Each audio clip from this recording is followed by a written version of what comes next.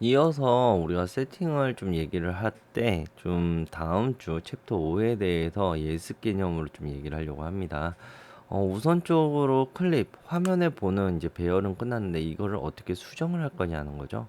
여기서 내가 수정을 통해 우리가 고양이가 앞뒤로 존재하는 것을 같이 보여주고 싶어요 라고 한다면 비디오 클립을 위로 올린다고 해서 보여지는 게 아니라 가려진다는 거죠. 그러면 이거에 대한 위치를 배열을 바꾸거나 아니면 투명하게 해서 같이 보여줄 수가 있는 거죠. 이 부분에 한해서는 교재에 하나씩 나와 있지만 저희가 간단하게 보면서 얘기하도록 할게요. 첫 번째 항목은 오퍼시티입니다. 오퍼시티 비디오 인스펙터의 오퍼시티 부분인데 이런 오퍼시티는 불투명도를 얘기해서 수치를 이동을 시킴으로써 값을 변화를 시켜 위에 있는 클립에서 아래에 있는 클립으로 비쳐 보이게 만들 수가 있다는 거죠.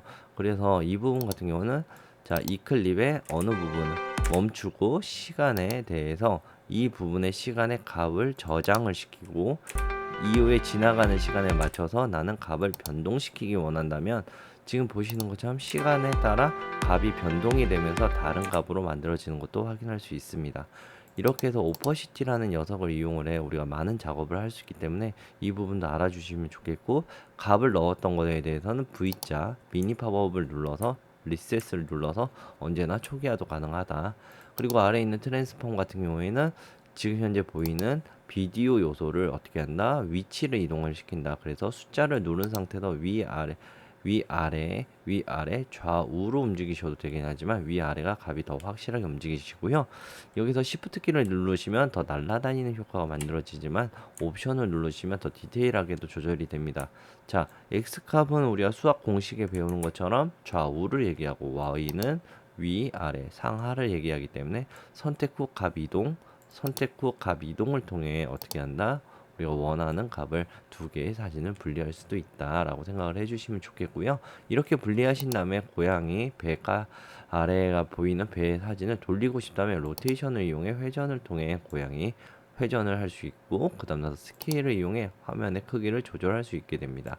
그 다음 나서 X값 늘어나고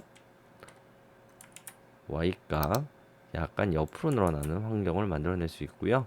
그리고 이렇게 움직였을 때 우리가 위에 보이는 가이드를 이용해 확인을 눌러주시면 여기에서 중심을 기준으로 이동을 하고 동시에 회전을 하는 것을 실제로 볼 수 있어요.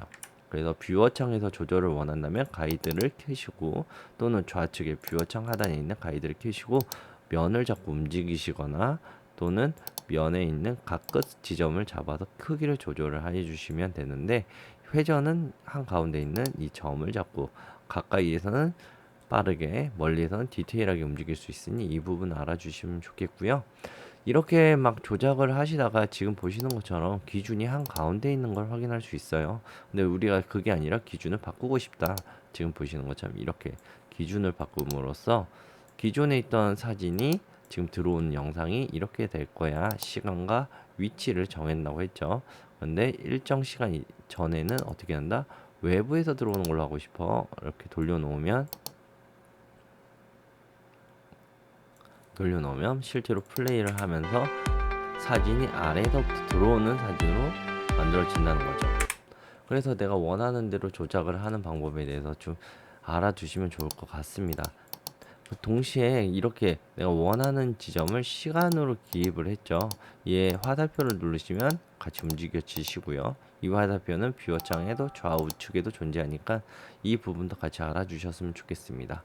그리고 난 뒤에 내가 이걸 전체 값을 초기화하고 싶어 아까 봤던 미니 팝업에 있는 리셋을 눌러주셔도 되지만, 각각 항목마다 따로 리셋 값이 존재함으로써 항목에 해당하는 리셋을 따로 초기화를 해주시거나, 뷰어 창에 리셋을 눌러서 전체 초기화 후 던을 눌러 더 이상 사용하지 않을 거예요 라고 해서 사용도 가능합니다. 이 부분도 같이 알아봐 주시면 좋겠어요. 그리고 하단에 보이는 크롭 같은 경우인데, 크롭이 지금 대표적으로 사람들이 많이 오해를 하시더라고요.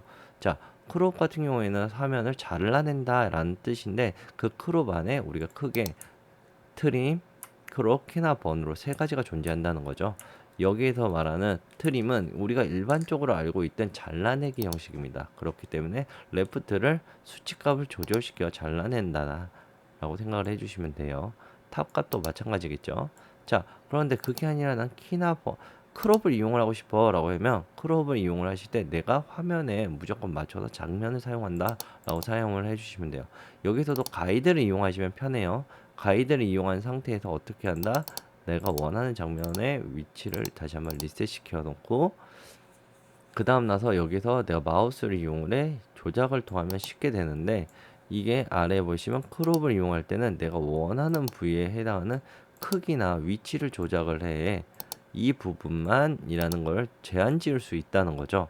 이렇게 전 제한을 지었어요. 그 다음 나서 던을 누르면 그만큼만 확대가 돼서 보여집니다. 그래서 이 부분도 같이 알아주셨으면 좋겠고요.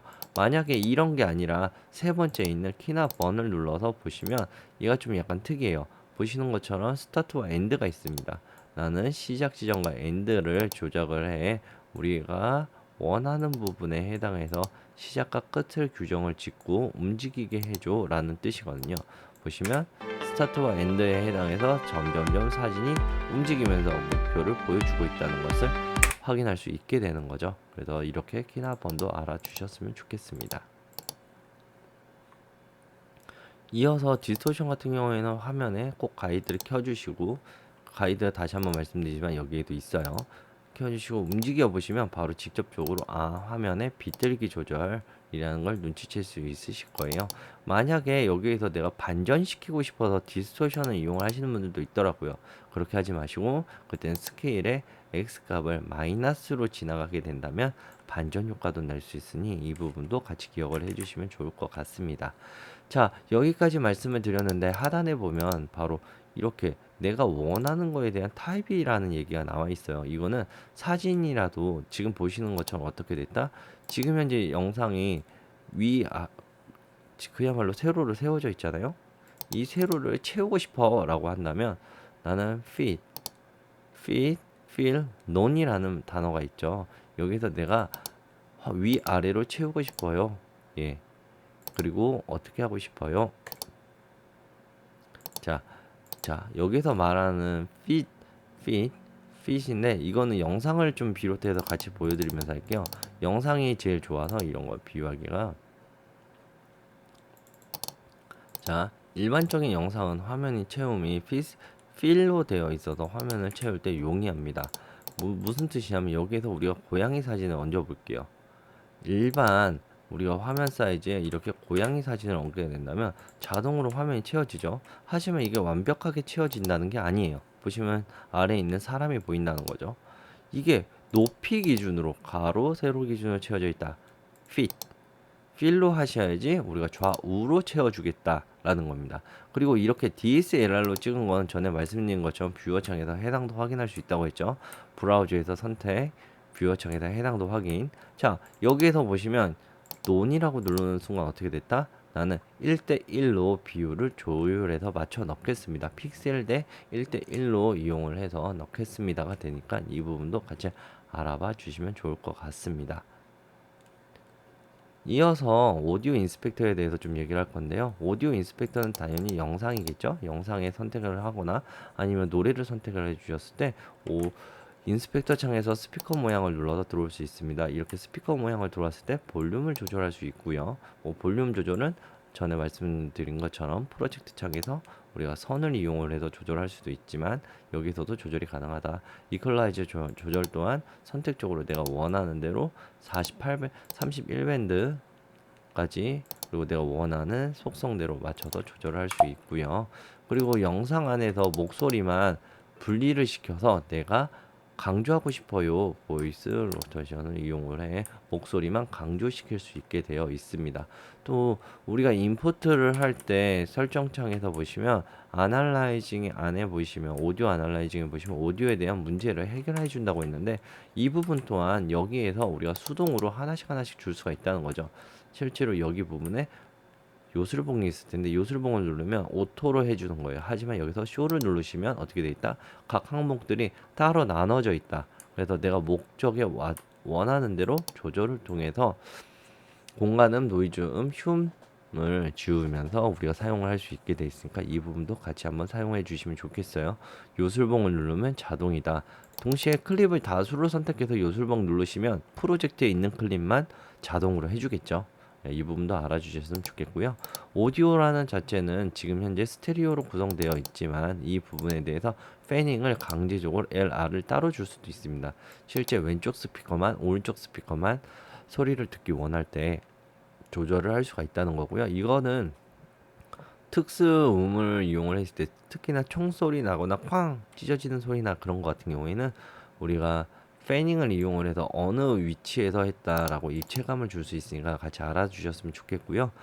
모든 오디오는 스테레오라고 되어 있지만 각각 안에 우리가 이 채널을 이용을 하고 있다고 얘기를 했죠. 그래서 스테레오를 듀얼 모노로 바꿈으로써 각 LR을 따로 볼 수도 있고 같이 조작을 할 수 있습니다. 이 부분은 우리가 인스펙터를 이용을 하면서 한번 얘기를 했는데 지금처럼 자 앞에 있는 클립은 스테레오고 뒤에 있는 클립은 모노로 나눈 상태에서 룰스로 가셔서 다시 한번 오디오에 대한 특징을 확인하고 싶어 라고 하면 보세요. 아까 전 스테레오는 하나로 묶여있지만 지금 현재 듀얼 모노로 나누어진 오디오 트랙은 각각에 나누어서 사용을 할 수 있으니 이 부분도 알아주셨으면 좋겠습니다. 추가적으로 하나만 더 좀 말씀을 드리려고 해요. 무엇이냐면 바로 오디오에 해당해서 2.1 채널은 좀 이해가 되겠지만 5.1 채널 같은 특수한 음악 같은 경우는 어떻게 사용하느냐 바로 이런 부분을 좀 얘기할 수 있는데 패닝에서 보시면 서라운드에 베이직 서라운드라는 부분이 있습니다. 베이직 서라운드를 누르시면 지금처럼 5.1 채널에 대한 오디오 위치를 지정할 수 있으니 이 부분도 같이 사용을 해주시면 좋을 것 같아요.